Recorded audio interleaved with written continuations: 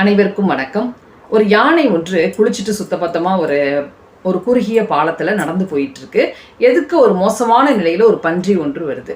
அதை பார்த்துட்டு யானை அந்த பன்றிக்கு கொஞ்சம் பாதை விட்டு நகர்ந்து நிக்குது. பன்றி அந்த பாதை வழியா வெளியில போயிடுது. போகும்போதே அந்த பன்றிக்கு ரொம்ப மகிழ்ச்சி ஆயிடுது. நம்மளை பார்த்து யானை பயந்து நவுந்து வழி விடுது அப்படின்னு நினைச்சிக்கிட்டு அது போயிடுது. ஆனா யானை அந்த பன்றிக்கிட்ட நம்ம எந்த ஆணவத்தையும் காட்டக்கூடாதுன்னு ஒதுங்கி நின்று போனா போதுன்னு விட்டுருது.